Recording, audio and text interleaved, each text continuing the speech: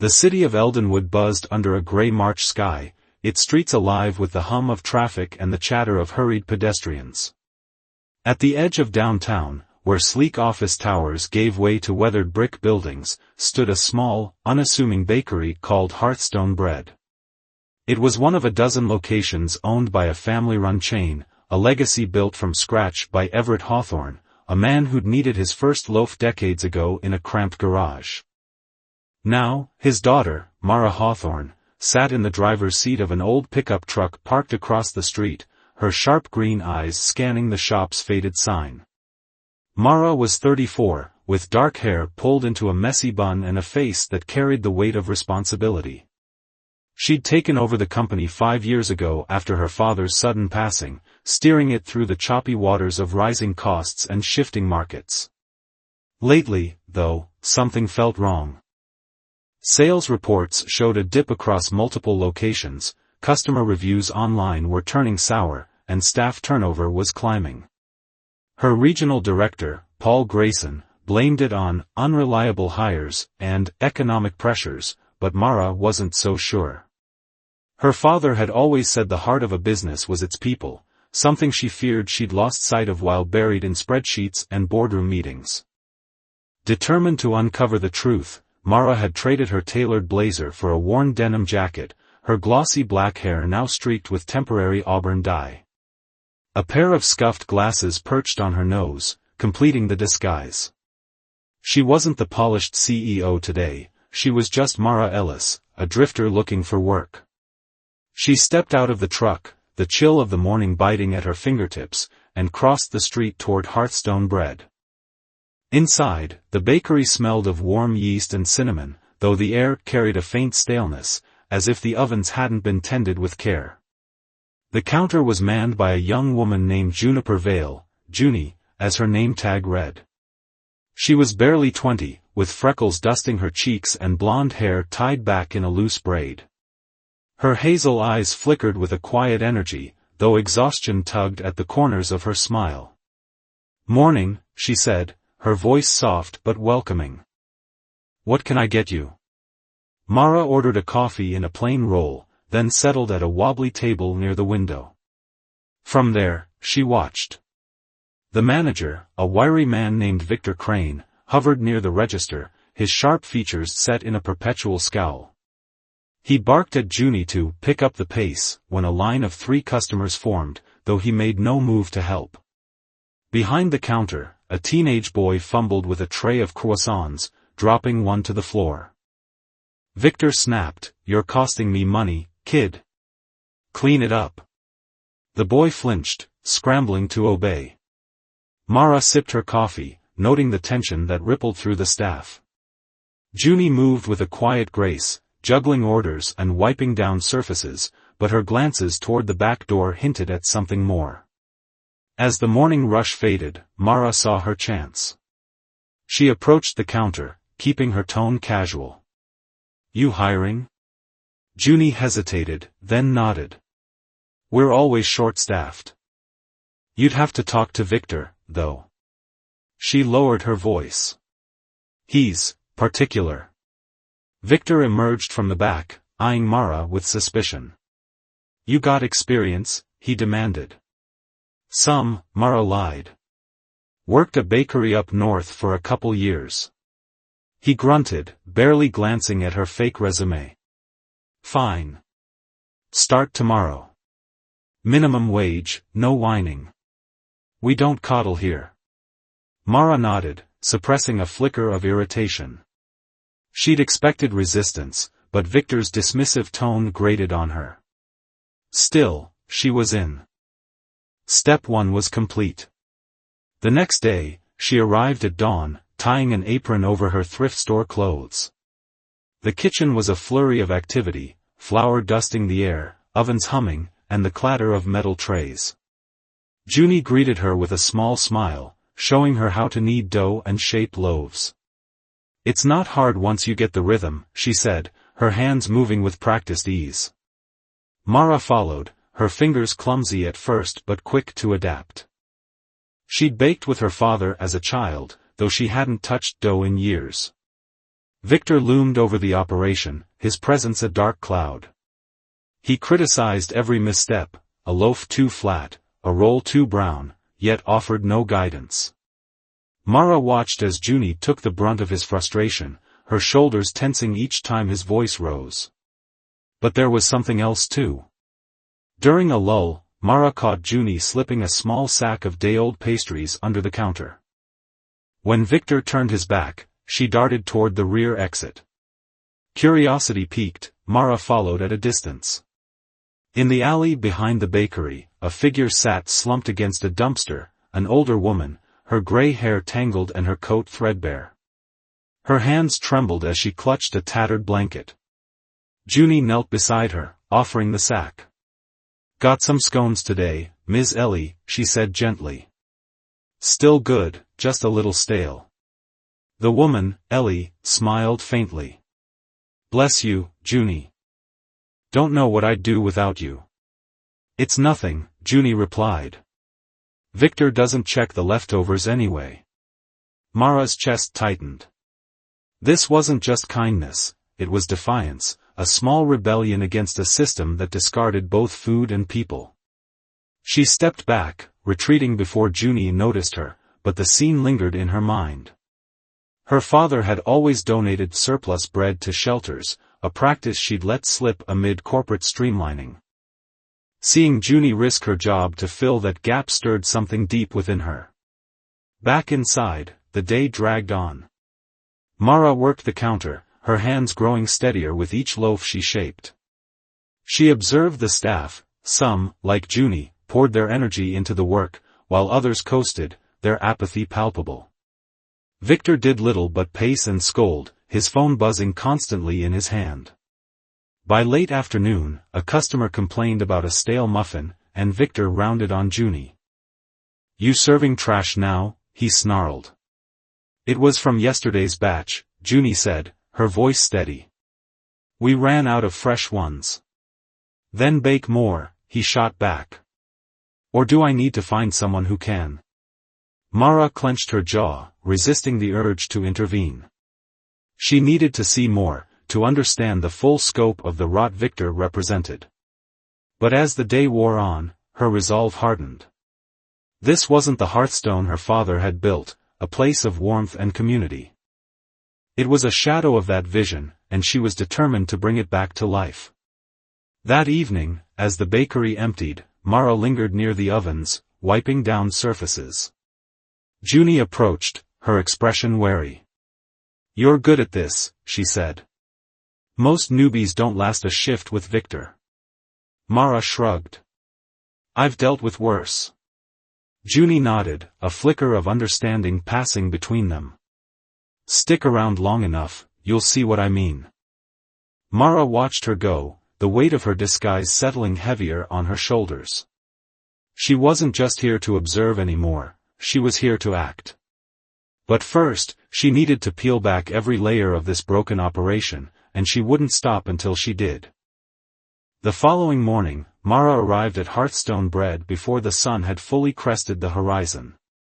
The air was crisp, carrying the faint scent of rain from the night before, and the streets of Eldenwood were still cloaked in a sleepy hush.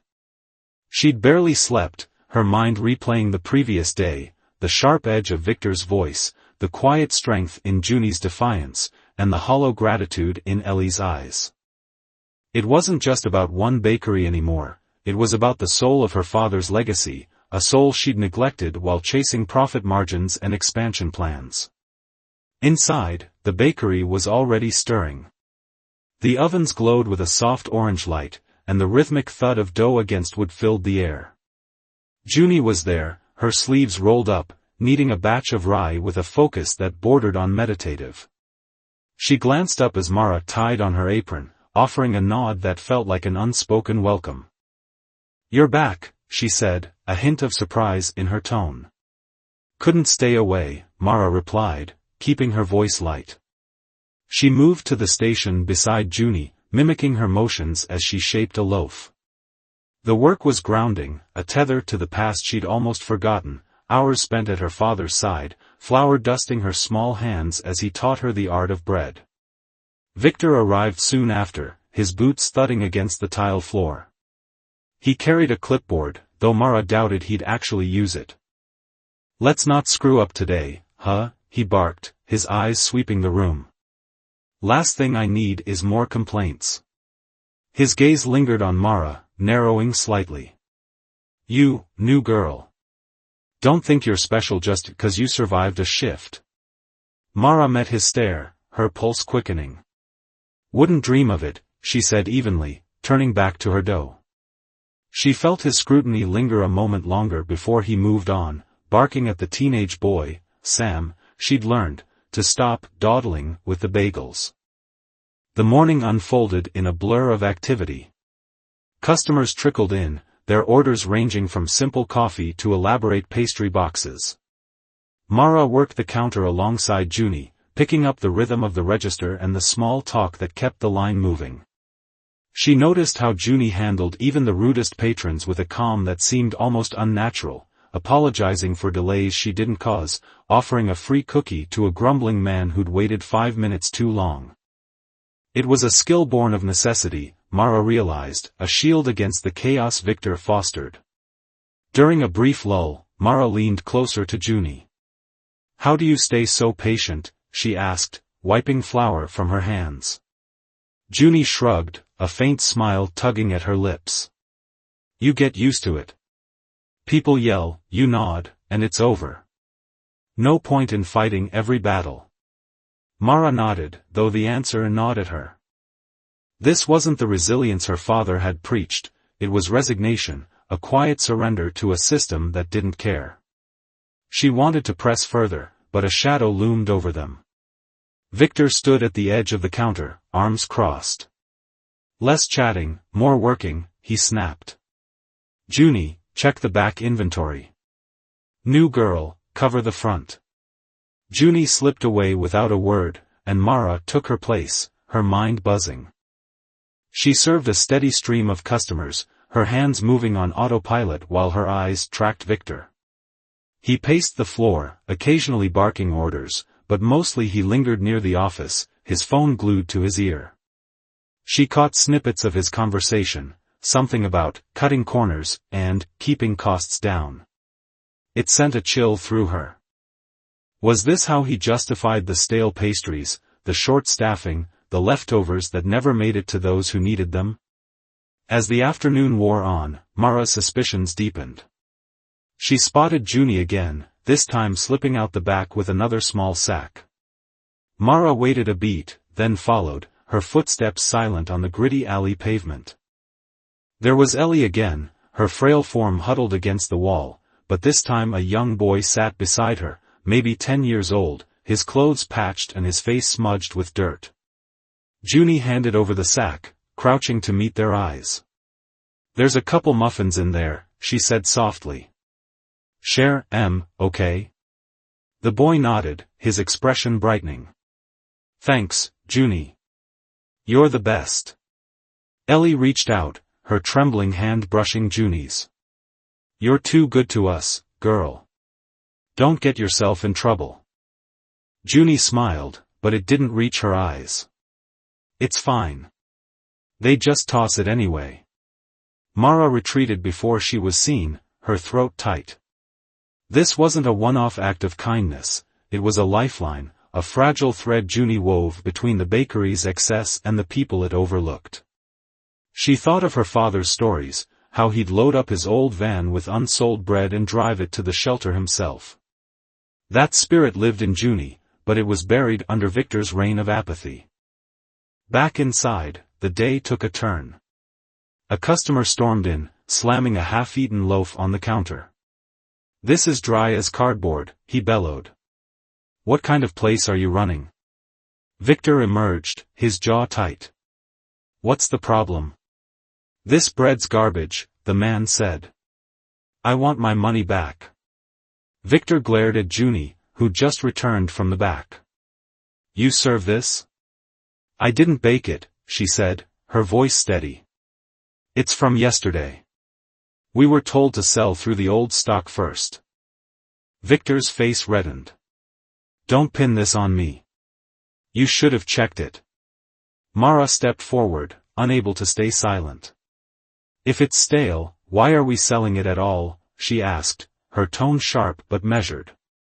Seems like a waste of everyone's time. Victor whirled on her, his eyes blazing. You don't get to question me, new girl. You think you know better after 2 days? I know customers don't like being cheated, Mara shot back, her heart pounding.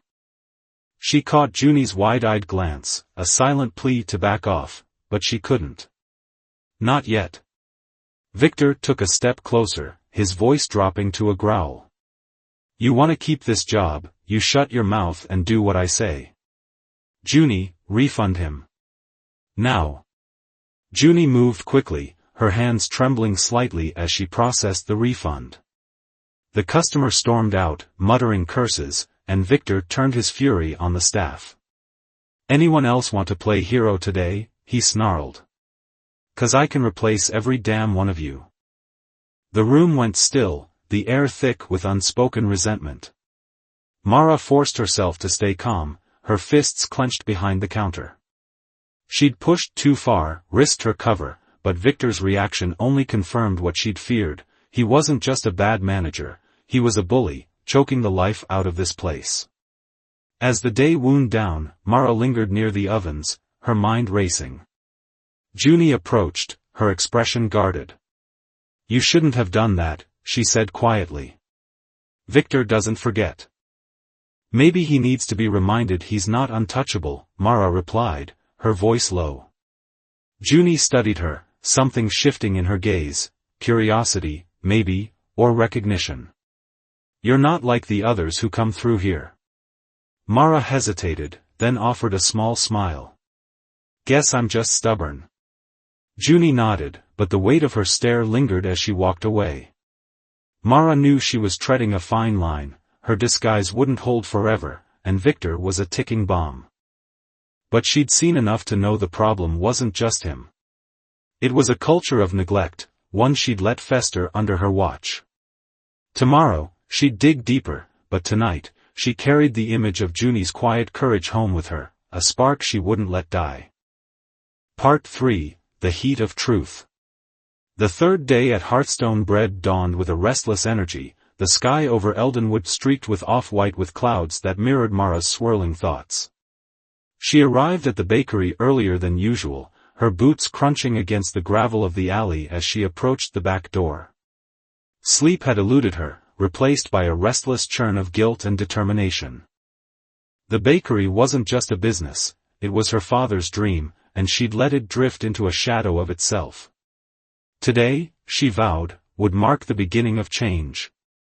Inside, the kitchen was already alive with the clatter of trays and the low hum of conversation. Junie was there, her hands buried in a mound of dough, her braids swinging as she worked. She glanced up, offering Mara a small, cautious smile. You're early, she said, dusting flour from her fingers. Couldn't sleep, Mara replied, tying her apron with a practiced knot. Figured I'd get a head start. Junie nodded, her eyes lingering on Mara for a moment before returning to her task. There was a quiet understanding between them now, forged in the crucible of Victor's temper the day before. Mara joined her, shaping loaves with a rhythm that felt almost meditative. The physicality of it grounded her, a tether to the purpose she'd come here to reclaim. Victor stormed in not long after, his presence a thunderclap in the small space. His eyes were bloodshot, his jaw tight, evidence of a night spent elsewhere, perhaps drowning his frustrations in a bar. Let's not have a repeat of yesterday, he snapped, his gaze raking over the staff. I'm not in the mood for your screw-ups. Mara kept her head down, her hands steady as she scored a loaf with a sharp blade. She'd decided to bide her time today, to watch and listen, to gather the final pieces of the puzzle before she acted. Victor's reign had to end, but she needed to understand the full scope of the damage first. The morning unfolded in a tense rhythm. Customers flowed in, their orders a steady drumbeat against the counter. Mara worked alongside Junie, their movements synchronized despite the chaos Victor stirred.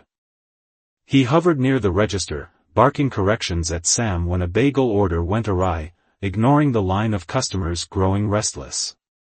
Mara caught snippets of their complaints: burnt scones, cold coffee, a wait too long for a simple roll. Each one was a pinprick to her conscience, a reminder of how far Hearthstone had fallen. Around noon, during a rare lull, Mara saw Junie slip out the back again. She waited a beat, then followed, her curiosity outweighing caution.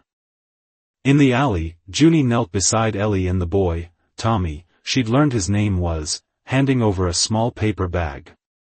"Got some cinnamon rolls today," Junie said, her voice soft. "They're a little sticky, but still good." Tommy grinned, tearing into one with the enthusiasm only a child could muster. "You're the coolest, Junie," he mumbled through a mouthful. Ellie chuckled, a raspy sound that turned into a cough. "You're spoiling us, girl. Be careful, though. That man in there, he's got eyes like a hawk." "I've got it handled," Junie said, though her smile was tight. "He's too busy yelling to notice." Mara lingered in the doorway, unseen, her chest aching. This was more than kindness, it was survival, a quiet rebellion against a system that discarded people as easily as day-old bread. She thought of her father's old ledger, the one she'd found after his death, filled with notes about donations, shelters, churches, even a women's home he'd quietly supported. She'd assumed those were relics of a softer era, impractical now. But Junie proved otherwise. The moment shattered when the back door banged open. Victor stood there, his face a mask of fury. "What the hell is this?" he roared, his voice bouncing off the alley walls. Junie shot to her feet, the bag tumbling to the ground. Tommy shrank back, clutching the cinnamon roll like a lifeline. Ellie tried to stand, her legs wobbling beneath her. "It's just leftovers," Junie said, her voice steadied despite the tremor in her hands. "We were going to toss them." Victor stepped closer, towering over her. "You think this is your personal soup kitchen? That's stealing, Juniper. I could have you arrested." "It's not stealing if it's trash," Mara interjected, stepping into the alley. Her pulse raced, but she couldn't stay silent any longer. "If it's going in the dumpster, what's the harm?" Victor whirled on her, his eyes narrowing. "You again? I told you to mind your damn business. And I told you customers don't want stale food," Mara shot back, her voice rising. "If we're throwing it out anyway, why not let someone eat it?" Victor's face darkened, a vein pulsing at his temple. "You don't get how this works, do you? Rules are rules.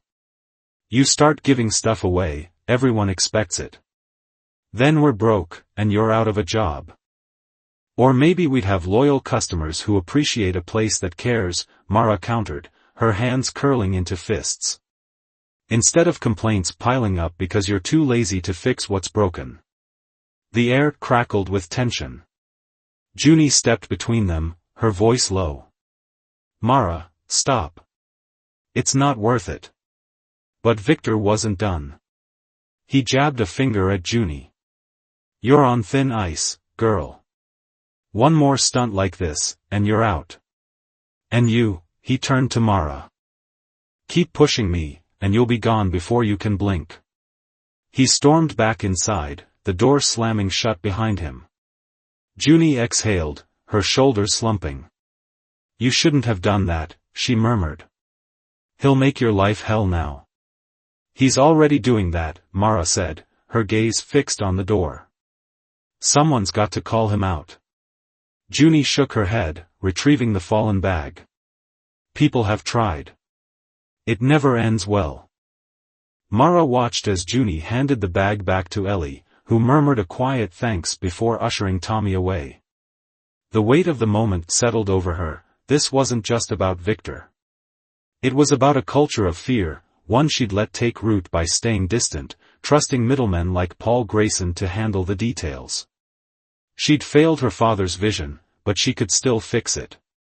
Back inside, the afternoon dragged on, the staff moving like ghosts under Victor's glare. Mara kept her head down, but her mind raced. She needed evidence, proof of Victor's negligence, something concrete to take to the board. She slipped into the office during a rare moment when Victor stepped out, her hands trembling as she rifled through his desk.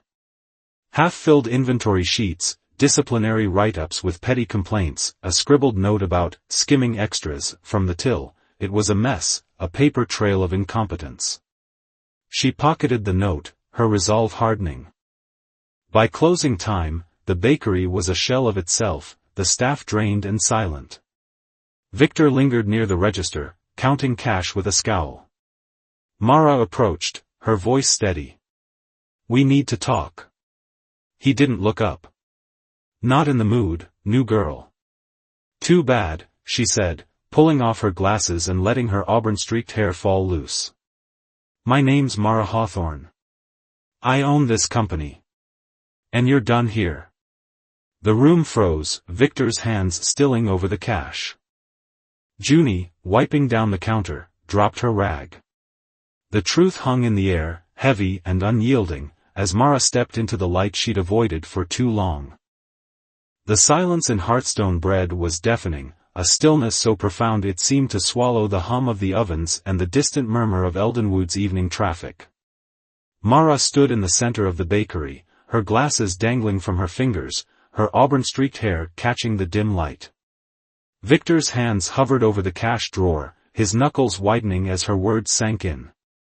Junie, frozen mid-motion with a rag in hand, stared wide-eyed, the pieces of Mara's disguise clicking into place. The air thrummed with the weight of revelation, a moment that would reshape everything. Victor's face twisted, a mix of disbelief and defiance. "What kind of game is this?" he spat, slamming the drawer shut. "You think you can waltz in here, play dress-up, and fire me?" "It's not a game," Mara said, her voice calm but edged with steel. "My name is Mara Hawthorne. My father built this company from nothing, and I've been running it since he died. I came here because something was wrong, customer complaints, staff leaving, profits tanking. I trusted people like you to keep things running, but all I've seen is neglect and bullying." Victor's lip curled. "You don't know squat about this place.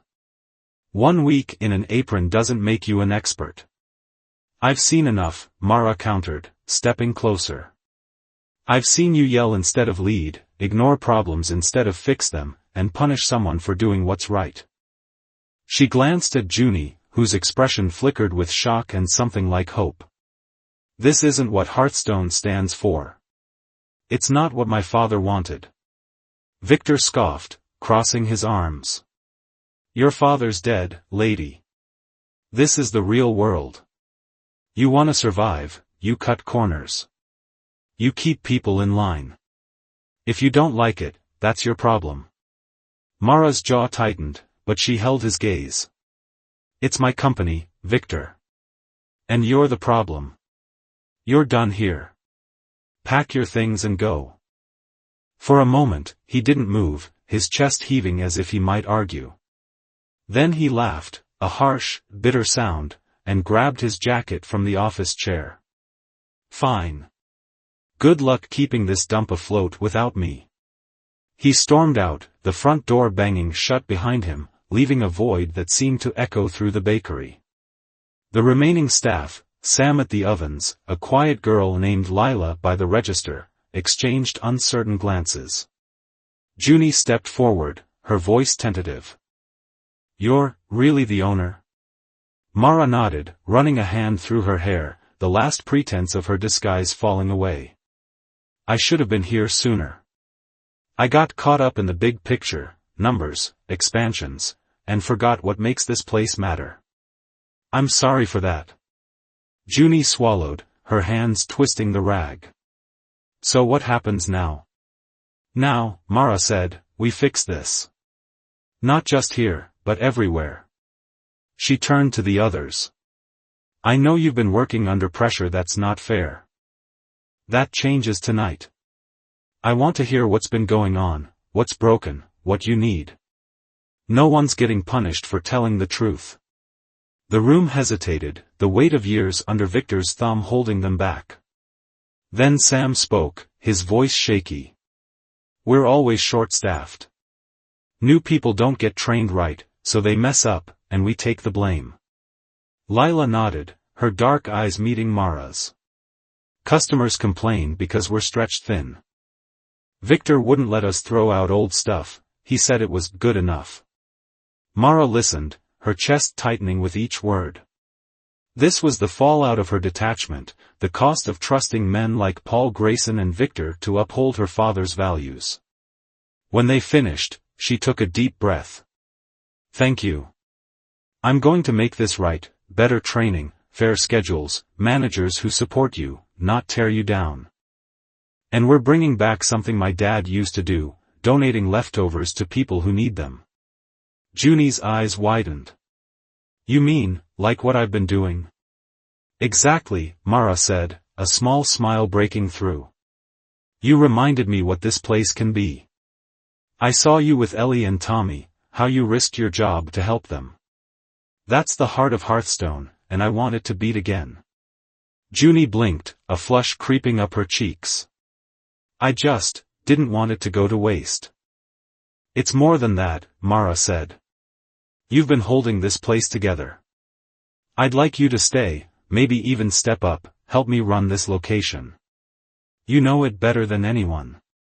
Junie hesitated, then nodded slowly. "I'd like that." The night stretched on as Mara stayed, talking with the staff, scribbling notes on a napkin, ideas for new policies, a donation program, a complete overhaul of management training. By the time they locked up, the exhaustion in their faces had softened into something like cautious hope. The next morning, Mara was back before dawn, this time in her own clothes, jeans and a sweater, no disguise needed. She met with the regional director, Paul Grayson, over the phone, her tone clipped as she laid out Victor's failures and the broader issues she'd uncovered. "I want audits of every location," she said. "And I'm pulling rank, new hires for management go through me until we clean this up." Paul stammered, caught off guard, but agreed. Mara hung up, turning her attention to the bakery. She spent the day with Junie and the team, rolling up her sleeves to bake alongside them, learning their rhythms, their frustrations, their small victories. Customers noticed the shift, fresher bread, quicker service, a warmth that hadn't been there before. Word spread, and by week's end, the complaints began to taper off. Mara instituted the donation program that Friday, loading a van with unsold loaves and pastries herself. She drove to a shelter downtown, Junie at her side, and handed out the food to a line of grateful faces, Ellie and Tommy among them. "You didn't have to do this," Ellie said, her voice trembling. "Yes, I did," Mara replied, meeting her gaze. "It's what my dad would have wanted." Back at Hearthstone, Mara stood in the empty kitchen, the scent of yeast and cinnamon lingering in the air. She traced her fingers over the counter, remembering her father's hands, calloused, steady, always moving. She'd lost sight of his vision, but she'd found it again in the unlikeliest of places, a young woman's quiet courage, a staff's resilience, a loaf of bread given freely. Over the next months, Mara rolled out changes across the chain, new managers, better pay, a culture that valued effort over fear. Sales climbed, turnover dropped, and Hearthstone bread began to feel like home again, not just for her, but for everyone who walked through its doors. She kept a photo on her desk, one she'd snapped that first donation night, Junie, Ellie, Tommy, and a basket of rolls, all smiling under the bakery's glow. One evening, as spring warmed Eldenwood streets, Mara sat with Junie on the bakery steps, sharing a leftover scone. "You think he'd be proud?" Junie asked, nodding toward the sign above them. Mara followed her gaze, the name, Hearthstone, glinting in the fading light. "Yeah," she said softly. "I think he'd say we're just getting started." And they were. The dough was rising again, not just in the ovens, but in the spirit of a company reborn, one loaf, one act of kindness, one day at a time.